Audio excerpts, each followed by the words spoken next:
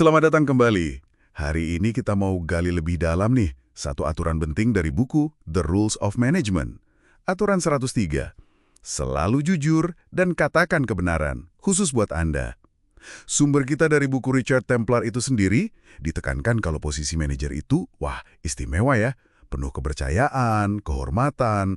Tapi pertanyaannya, gimana sih aturan jujur ini diterapkan sehari-hari, apalagi kalau situasinya sulit gitu? Oke, mari kita bedah. Iya, yang menarik di sini tuh aturan ini bukan cuma soal moralitas aja loh, tapi juga soal efektivitas kerja dan gimana kita bangun kredibilitas jangka panjang. Kejujuran itu jadi fondasinya. Betul. Buku ini jelas banget loh nulisnya. Sebagai manajer, Anda itu nggak boleh bohong. Dilarang nipu, nyuri, nyalagunain wewenang, ambil untung pribadi. Nggak boleh juga ngakalin sistem, menghambat, atau malah bikin situasi makin jelek. Pokoknya, integritas penuh. Nah, tapi penulisnya juga kasih catatan penting nih. Kejujuran itu, katanya, ada batasnya juga. Ya bukan berarti bohong, tapi lebih ke kepantasan. Contohnya nggak perlu juga kan bilang belak-belakan ke atasan kalau Anda mikir dia, maaf, bodoh gitu. Itu sih udah kelewatan. Haha, iya juga ya, malah cari masalah itu namanya. Ada contoh konkret lain di buku ini. Jangan pernah bohong ke atasan soal target. Penting banget ini.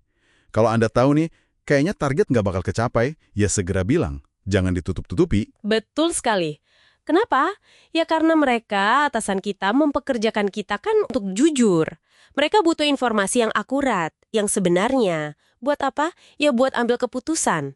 Peringatan dini, walaupun mungkin rasanya pahit ya untuk disampaikan, itu jauh lebih baik daripada ngasih harapan palsu, yang ujung-ujungnya nanti malah bikin kecewa berat. Ini soal efek domino loh dalam bisnis. Salah info di awal bisa berantakan ke belakang. Setuju, setuju. Jangan sampai tergoda mempercantik laporan ya.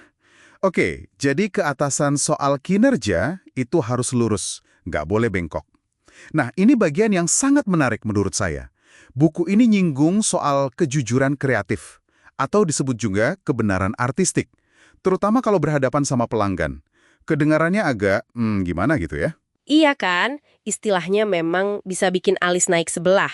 Tapi intinya bukan berarti kita boleh bohong. Sama sekali bukan. Ini lebih ke, seni komunikasi lah. Contohnya gini, misal pelanggan tanya, produk baru ini sukses nggak sih? Padahal kenyataannya penjualannya, kurang bagus. Nah, daripada bilang, wah produk ini gagal total, kan nggak enak juga ya. Anda bisa bilang, kami agak terkejut juga dengan respons pasar sejauh ini, tapi kami lagi pelajari terus datanya untuk perbaikan ke depan. Oh, oke. Jadi ini semacam skill komunikasi ya? Menyampaikan inti kebenaran tanpa menghancurkan suasana atau hubungan, tapi juga, yang penting, tanpa menipu. Tepat, itu dia kuncinya. Memilih kata-kata yang pas. Jadi kita tetap jujur pada inti masalahnya, tapi nggak bikin panik atau merusak hubungan. Menjaga integritas sambil tetap diplomatis. Berarti ada batas tipis ya di sini, antara diplomasi dan ketidakjujuran. Nah, itu pertanyaan bagus. Batasnya itu ada di niat dan substansi. Apakah Anda sengaja mau menyesatkan? Atau Anda cuma mencoba menyampaikan info sulit dengan cara yang paling minim kerusakan, tapi faktanya tetap disampaikan? Kalau sudah mulai menyembunyikan data penting atau kasih gambaran yang beda jauh dari realita, nah itu udah lewat batas. Tujuannya harus tetap jaga integritas. Jadi kalau kita simpulkan nih, untuk Anda semua, aturan 103 ini intinya soal integritas ya. Posisi manajer itu amanah, berat tanggung jawabnya. Betul, betul. Kejujuran ke tim, ke atasan, ke pelanggan, itu kuncinya. Memang kadang butuh seni dalam penyampaiannya, kayak yang tadi kita bahas. Tapi substansi kebenarannya nggak boleh dikorbankan. Itu yang nanti akan bangun kepercayaan. Sesuatu yang nggak ternilai harganya. Oke, sebagai penutup, kami ingin ninggalin Anda dengan satu pemikiran nih. Coba renungkan.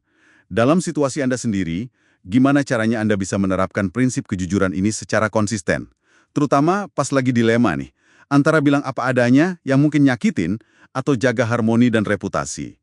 Gimana Anda menavigasi area kejujuran kreatif tadi tanpa sampai kepleset jadi nggak jujur?